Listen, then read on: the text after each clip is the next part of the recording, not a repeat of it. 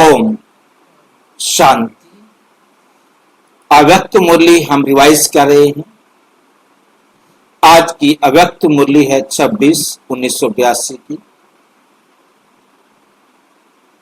जो बाबा ने चलाई थी 11 अप्रैल 1982 को। आज की मुरली का विषय है व्यर्थ को त्याग कर समर्थ बनो। व्यर्थ को त्याग कर समर्थ बनो। आज बाप दादा अपने सर्व का विकर्माजीत, अपने सर्व विकर्माजीत अर्थात विकर्म सन्यासी, विकर्माजीत अर्थात विकर्म सन्यासी आत्माओं को देख रहे। ये विकर्माजीत शब्द कहां से आ गया? विकर्म सन्यास, विकर्माजीत, ये क्या बला है? कर्मातीत सुनते आते थे, आज ये नया शब्द बना दिया बाबा ने। क्या कहना चाहता है बाबा? किनको मिलने के लिए आए, किनको देख रहे हैं? हमें देख रहे हैं कि नहीं?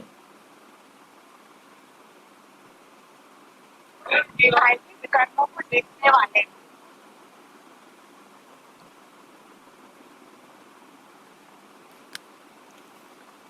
विकर्माजीत किसे कहते हैं? विकर्मों को जीतने वाले। विकर्मों को जीतने वाले। और विकर्म सन्यासी, विकर्मों से सन्यास करने वाले। उन बच्चों को बाबा देख रहे हैं। क्या हम ये हैं? हमें देख रहे हैं कि नहीं? ये हर एक सोचे अपने बारे में। हर एक आत्मा अपने बारे में खुद ही सोचे। ब्राह्मण आत्मा बनना अर्थात श्रेष्ठ कर्म करना और विकर्म का संन्यास करना, और विकर्म का संन्यास करना। हर एक ब्राह्मण बच्चे ने ब्राह्मण बनते ही ये श्रेष्ठ संकल्प किया कि हम सभी अब विकर्मी से सुकर्मी बन गए या नहीं? बन गए। सुकर्मी आत्मा श्रेष्ठ ब्राह्मण आत्मा कहलाई जाती है। तो संकल्प ही है विकर्माजीत बनने का। संकल्प क्या है? विकर्माजीत बनने का। यही लक्ष्य पहले पहले सभी ने धारण किया ना।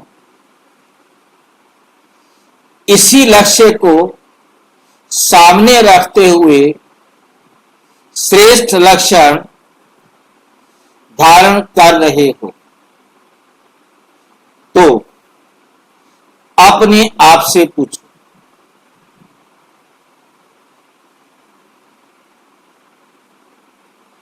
विकर्मों का संन्यास कर विकर्माजीत बने हो?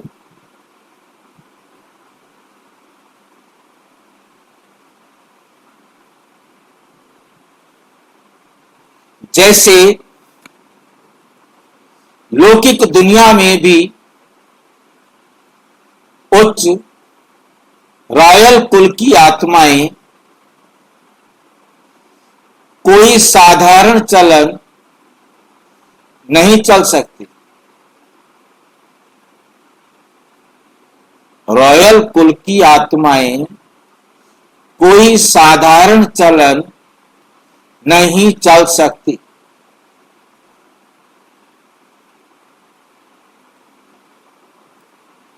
वैसे आप सुकर्मी आत्माएं विकर्म कर नहीं सकती। जैसे हद के वैष्णव लोग कोई भी तामसी चीज स्वीकार नहीं कर सकते। ऐसे विकर्माजीत विष्णुवंशी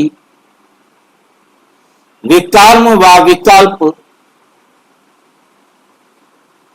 ये तमोगुणी कर्म व संकल्प नहीं कर सकते। ये ब्राह्मण धर्म के हिसाब से निषेध है।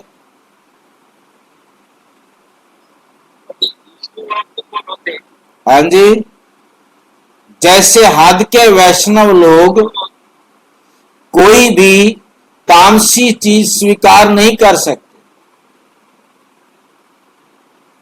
इसी प्रकार ऐसे ही विकर्माजीत विष्णुवंशी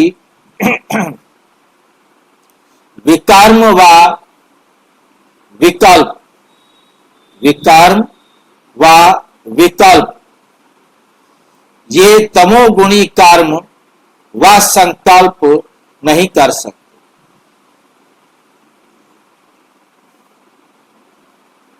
ब्राह्मण धर्म के हिसाब से निषेध है। आने वाली जिज्ञासु आत्माओं के लिए भी डायरेक्शन लिखते हो ना कि सहज योगी के लिए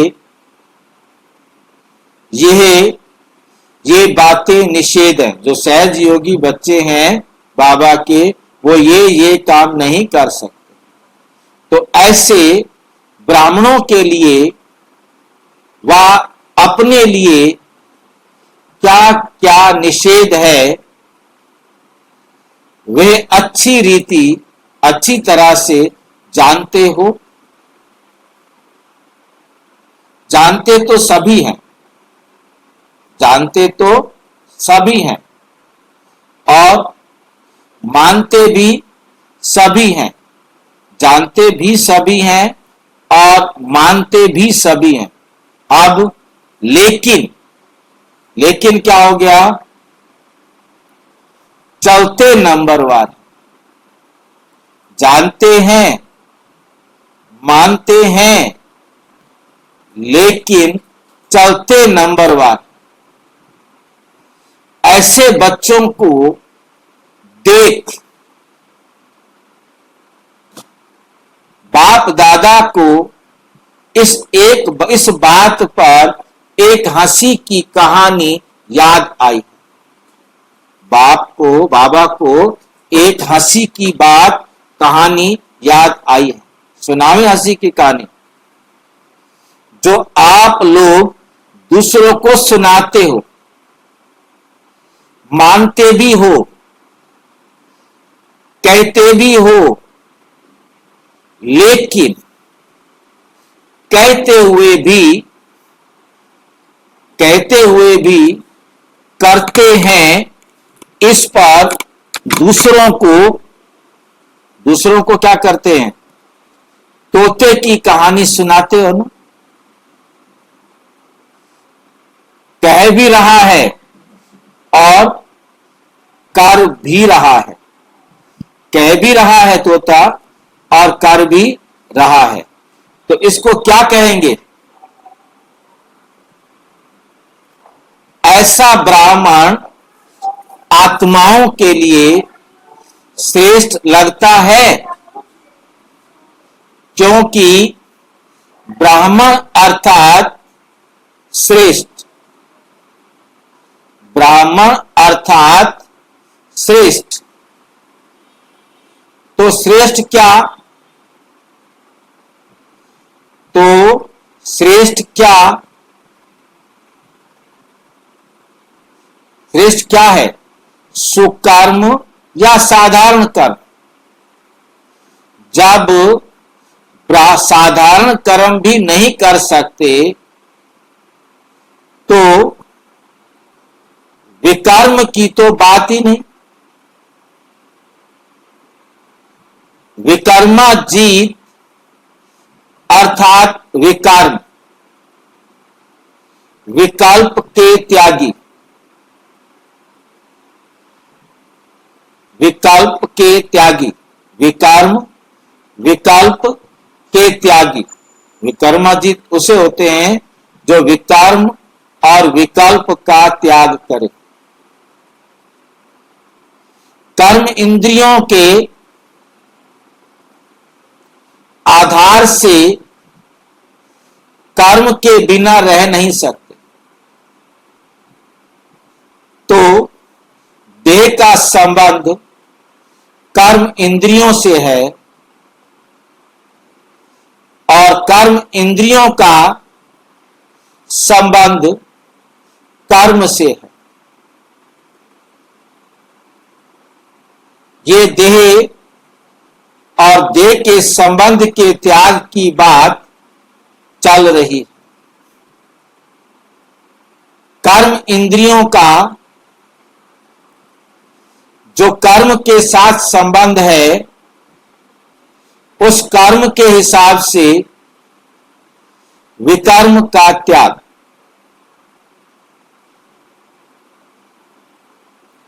विकर्म का त्याग बिना सुकर्मी व विकर्माजीत बन नहीं सकते।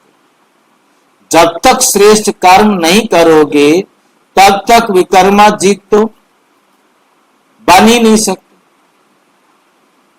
क्योंकि सुकर्म नहीं कर रहे हो तो विकर्म कर रहे हो। विकर्म की परिभाषा अच्छी तरह से जानते हो। क्या होती है विकर्म की परिभाषा? बाबा ने तो कह दिया जानते हो, क्वेश्चन नहीं पूछा। आत्मा के विस्मृति में किए हुए कर्म, आत्म विस्मृति में किए गए कर्म विकर्म, अर्थात किसी भी विकार के अंश मात्र के, कोई भी विकार का छोटा सा भी अंश यदि उसमें है, अंश मात्र के वशीभूत हो कर्म करना, अर्थात विकर्म करना, वो विकर्म हो गया। चाहे थोड़ा सा भी अंश मात्र भी उसमें विकार है तो भी वो विकर्म हो गया।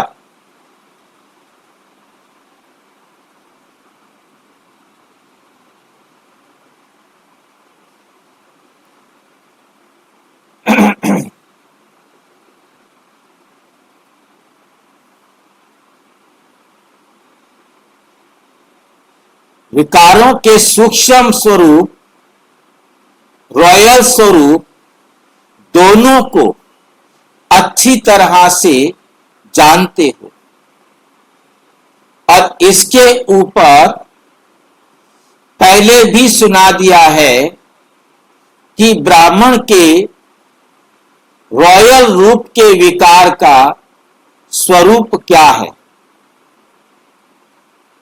अगर रॉयल रूप में विकार है, वह सूक्ष्म अंश मात्र है, तो ऐसी आत्मा सदा सुकर्मी बन नहीं सकती, सदा सुकर्मी बन नहीं सकती।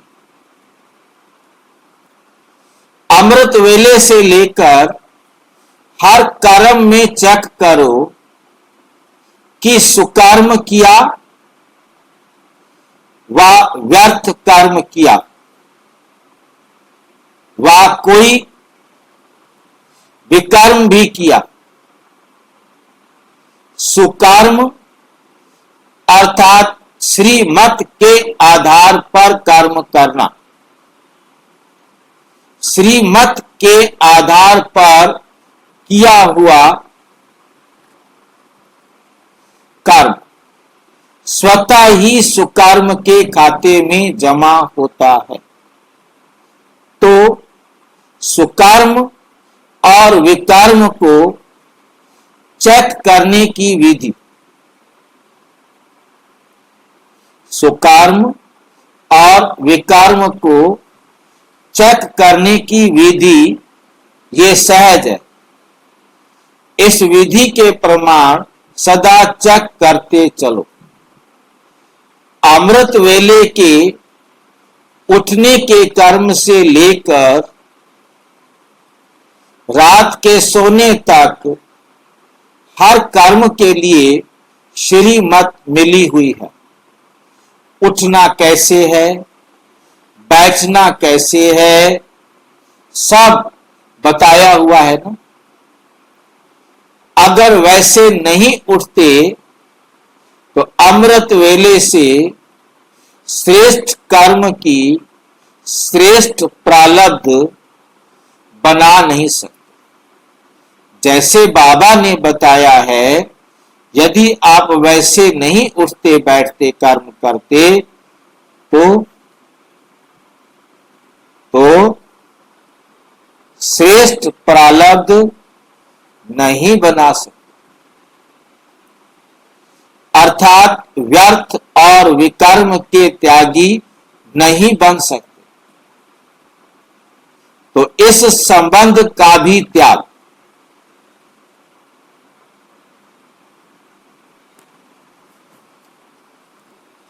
व्यर्थ का भी त्याग करना पड़े। कई समझते हैं कोई विकर्म तो किया नहीं, कोई भूल तो की नहीं, कोई ऐसा बोल तो बोला नहीं, लेकिन व्यर्थ बोल समर्थ बनने नहीं देंगे। आप यदि व्यर्थ भी बोल रहे हो तो वे आपको समर्थ बनने नहीं देंगे, अर्थात श्रेष्ठ भाग्यवान बनने नहीं देंगे। अगर विकर्म नहीं किया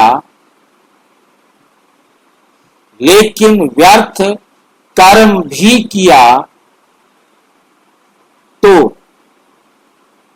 वर्तमान और भविष्य जमा तो नहीं हुआ। श्रेष्ठ कर्म करने से वर्तमान में भी श्रेष्ठ कर्म का प्रत्यक्ष फल, श्रेष्ठ कर्म का प्रत्यक्ष फल खुशी और शक्ति की अनुभूति होगी। खुशी और शक्ति की अनुभूति होगी। स्वयं के प्रति भी प्रत्यक्ष फल मिल जाता और दूसरे के प्रति भी ऐसी श्रेष्ठ कर्मी आत्माओं को देख पुरुषार्थ के उमंग उत्साह में आते हैं कि हम भी ऐसे बन सकते हैं। तो अपने प्रति प्रत्यक्ष फल और दूसरों की सेवा डबल जमा हो गया।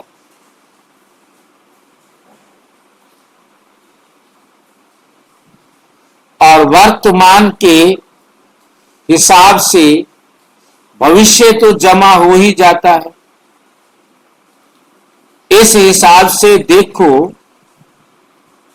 कि अगर व्यर्थ अर्थात साधारण कर्म भी किया तो कितना नुकसान हुआ। तो ऐसे कभी नहीं सोचो कि साधारण कर्म किया, ये तो होता ही है। श्रेष्ठ आत्मा का हर कदम श्रेष्ठ, हर कर्म श्रेष्ठ, हर बोल श्रेष्ठ होगा। तो समझा त्याग की परिभाषा क्या हुई। व्यर्थ अर्थात साधारण कर्म, बोल, समय, इसका भी त्याग कर सदा समर्थ, सदा अलौकिक अर्थात पदम भाग्यवान बनो, तो व्यर्थ और साधारण बातों को भी अंडरलाइन करो।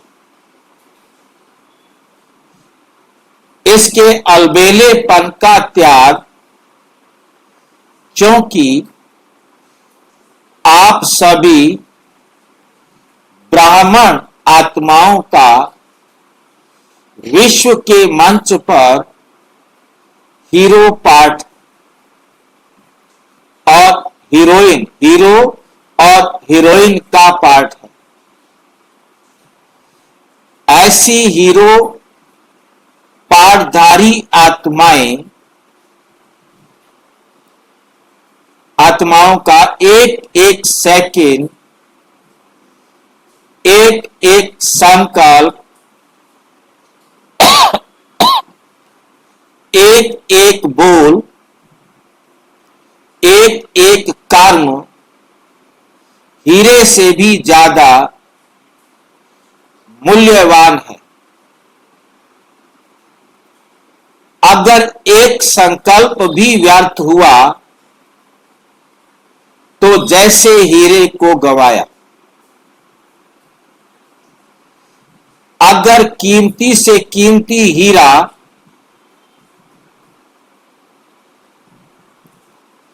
किसका गिर जाए,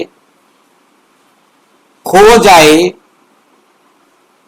तो वे सोचेगा ना कि कुछ गंवाया है। ऐसे एक हीरे की बात नहीं,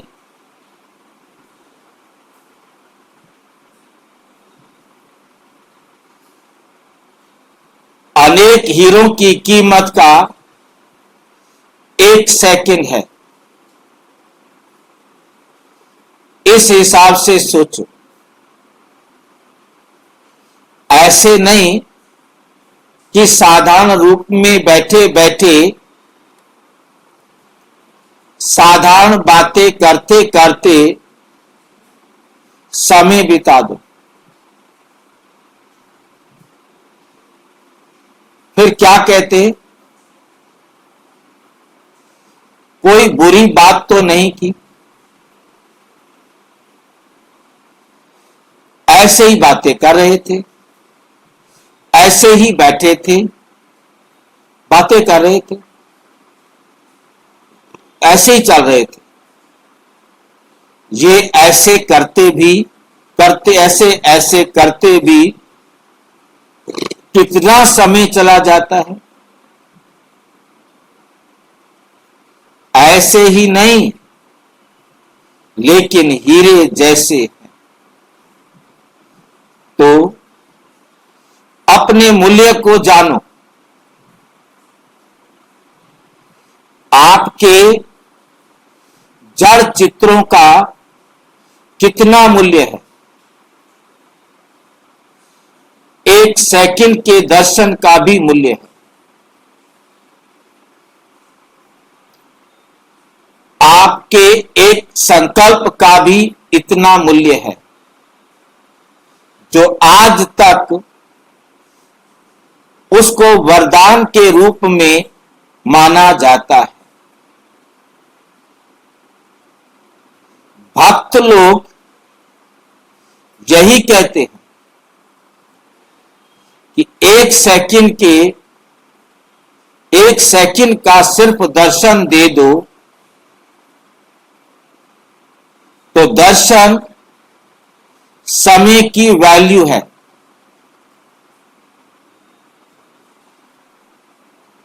वरदान संकल्प की वैल्यू है। आपके बोल की वैल्यू आज भी दो वचन सुनने के लिए तड़पते। आप जिनके इष्ट देव हो, आपके भक्त आत्माएं आपके दो बोल सुनने के लिए तड़पते कि हमारे इष्ट देव कब हमें आकर हमें मार्गदर्शन करेंगे। आपके दृष्टि की वैल्यू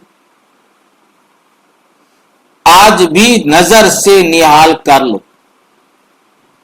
अपनी दृष्टि की वैल्यू बनाओ, जिसको भी देखो वो आपकी नजर से निहाल हो जाए। ऐसे पुकारते रहते हैं,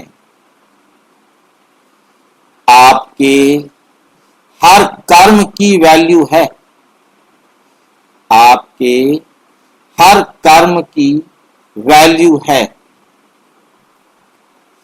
बाप के साथ श्रेष्ठ कर्म का वर्णन करते गद गद होते हैं। तो इतना अमूल्य है आपका हर सेकंड, हर संकल्प। तो अपने मूल्य को जान व्यर्थ और विकर्म व विकल्प का त्याग, विकर्म व विकल्प का त्याग। तो आज त्याग का पाठ क्या पक्का किया? ऐसे ही ऐसे शब्द के अलबेलेपन का त्याग, ऐसे ही ऐसे शब्द के अलबेलेपन का भी क्या करना है? त्याग।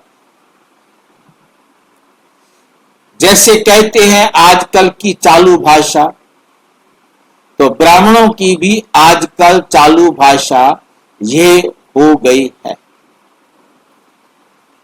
ये चालू भाषा छोड़ दो। हर सेकंड अलौकिक हो, हर संकल्प अलौकिक अर्थात अमूल्य, अर्थात अमूल्य। वर्तमान और भविष्य डबल फल वाला हो।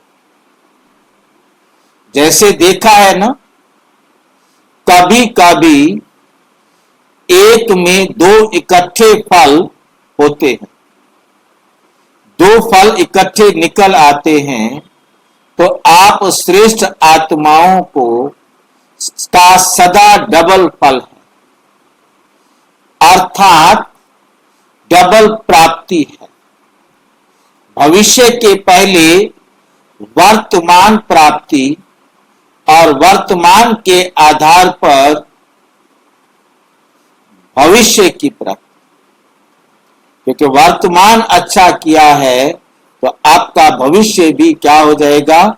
अच्छा हो जाएगा। तो समझा, डबल फल खाओ, सिंगल नहीं। अच्छा, सदा विकर्मा जीत अमूल्य बन, हर सेकंड को अमूल्य बनाने की सेवा में लगाने वाले ऐसे डबल हीरो, डबल फल खाने वाले व्यर्थ और साधारण के महात्यागी, सदा बाप समान श्रेष्ठ संकल्प और कर्म करने वाले महाभाग्यवान आत्माओं को बाप दादा का याद, प्यार और नमस्ते। हम बच्चों की भी बाप दादा को नमस्ते नमस्ते नमस्ते पार्टियों के साथ। प्रश्न, एक बल और एक भरोसे पर चलने वाले किस बात पर निश्चय रखकर चलते रहते हैं? एक बल और एक भरोसे पर चलने वाले किस बात पर निश्चय रखकर चलते रहते हैं?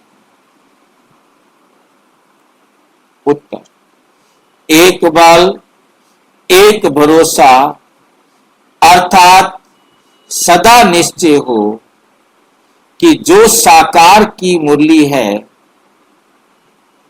वही मुरली है जो मधुबन से श्रीमत मिलती, वही श्रीमत है बाप सिवाय मधुबन के और कहीं मिल नहीं सकता। सदा एक बाप की पढ़ाई में निश्चय हो, मधुबन से जो पढ़ाई का पाठ जाता वही पढ़ाई, दूसरी कोई पढ़ाई नहीं। अगर कहा भोग आदि के समय संदेशी द्वारा बाबा का पाठ चलता है तो ये बिल्कुल रॉन्ग है। क्या समझ में आया आपको? का जो सतयुग बनाने का जो कार्य चलता है सिर्फ मधुबन से वैसे श्रीमत मिलती है, बाकी तरफ कोई बोलता होगा मेरी तरफ बाबा आ गए हैं तो रॉन्ग है। और कहीं भोग लगाते हैं तो मधुबन के अलावा कहीं पर भी भोग लगाते हैं तो बिल्कुल रॉन्ग है।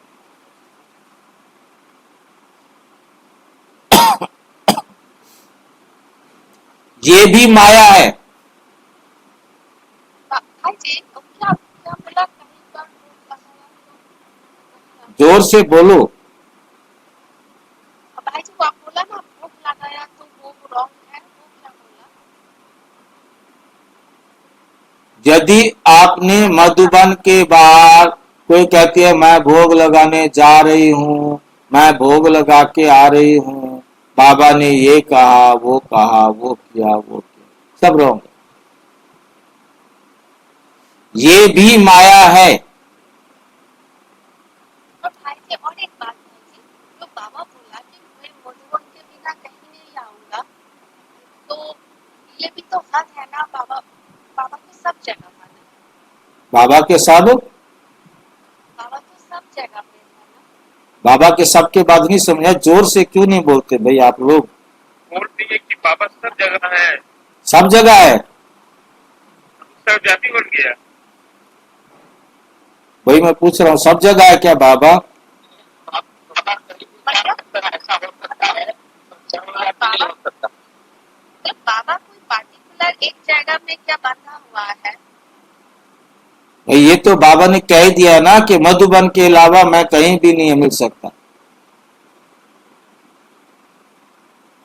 क्योंकि ये बात बाबा के मधुबन से मिलती बोला बाबा। ये बात बाबा ने बहुत बार कही है, वरना तो विदेश वाले कहेंगे दादी को भेज दो, हम बाबा से मुलाकात कर लेंगे, हम सारे मधुबन में क्यों आए? अमेरिका वाले के हम मधुबन में क्यों आए? आप वहीं पर भेज दो दादी को। बम्बई में भी मुरली चलाई गई, वैसे तो बाबा ने बम्बई में भी मुरली चलाई थी, हाँ जी, वैसे तो बाबा ने मधुबन छोड़ के बम्बई में भी मुरली चलाई गई। बाबा ने कई जगहों पर मुरली चलाई, बाबा की बात अलग थी, परंतु उसके बाद बाबा के जाने के बाद ये विशेष, ये अव्यक्त मुरलियों में ये डायरेक्शन है कि बाबा से मिलन केवल और केवल मधुबन में ही होगा, क्योंकि मधुबन की वैल्यू है। नहीं तो रूस वाले कहेंगे एक दादी को भेज दो बस, हम इधर से 1000 लोग आए, एक जना आएगा और यहाँ आके बाबा से मिलन मिला लेंगे।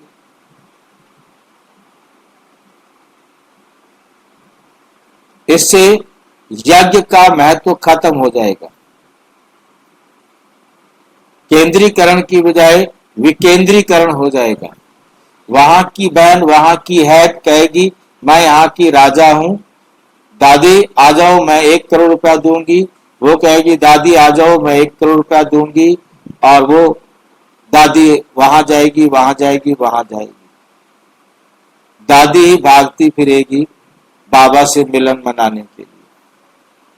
जहां सारे आएंगे, यहाँ का जो संगठन है, यहाँ का जो चारों तरफ के आने का मिलने का एक व्यवस्था है, वो फिर व्यवस्था नहीं रहेगी। कोई भी मधुबन में पैसा नहीं देगा, कोई भी मधुबन को बनाएगा नहीं, क्योंकि सब अपने अपने सेंटर बनाएंगे। ठीक है, मतलब एकदम अलग अलग मामला बिखर जाएगा। तो एक जगह से पूरे वर्ल्ड को संदेश मिले, ये भी माया है। इसको एक बल एक भरोसा नहीं कहेंगे। मधुबन से जो मुरली आती है उस पर ध्यान दो, नहीं तो और रास्ते पर चले जाएंगे। मधुबन में ही बाबा की मुरली चलती है, मधुबन में ही बाबा आते हैं। इसलिए हर एक बच्चा ये सावधानी रखे, नहीं तो माया धोखा देगी, नहीं तो माया धोखा देगी।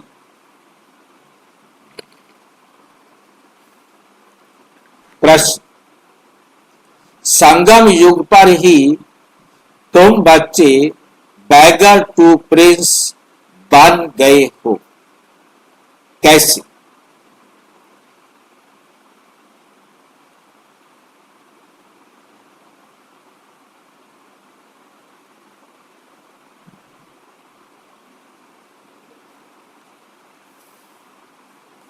संगम युग पर तुम बच्चे बैगर टू प्रिंस बन गए हो, कैसे? उत्तर, पुरानी दुनिया और पुराने संस्कारों से बैगर। अब ना हमारे पास कोई पुरानी दुनिया रही है, ना कोई पुराना संस्कार रहा है, तब हम हैं बैगर। यदि हमारे पास एक भी पुराना संस्कार संभाल कर रखा हुआ है तो अभी हम बैगर नहीं बने, और बैगर नहीं बने हैं तो प्रिंस भी नहीं। समझ में आई है बात?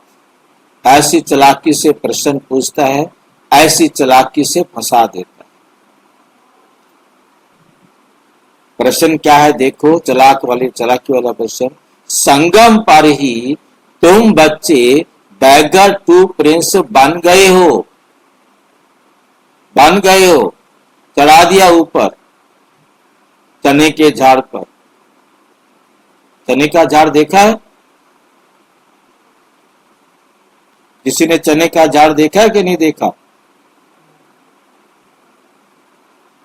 देखा है बस। उसके ऊपर चढ़ाता है बाबा, मजबूत झाड़ के ऊपर नहीं चढ़ाता।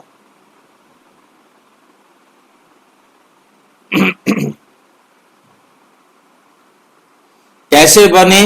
पुरानी दुनिया और पुराने संस्कारों से बैगर, और ज्ञान के खजाने, शक्तियों के खजाने, सब के राज्य अधिकारी अर्थात प्रिंस।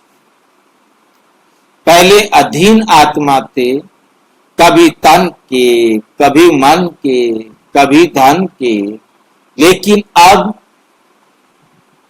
तन मन धन सब बाबा ने ले लिया।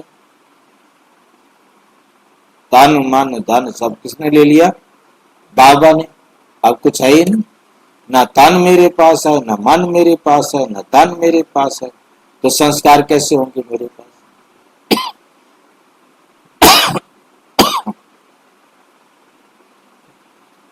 अब किसी ने अपना तन मन धन बाबा को नहीं दिया, बैगर नहीं बने।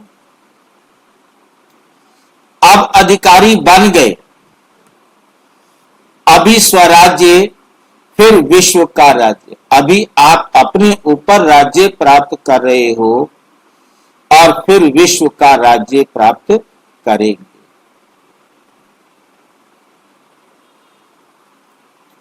अच्छा, ओम शांति। और विस्तार से जानने के लिए प्रजापिता ब्रह्मा कुमारी ईश्वरीय विश्वविद्यालय के किसी भी सेवा केंद्र पर संपर्क करें और यदि कोई प्रश्न है तो 9213106986 पर केवल टेलीग्राम करें। 9650692270 पर केवल व्हाट्सएप करें, फोन नहीं। ओम शांति।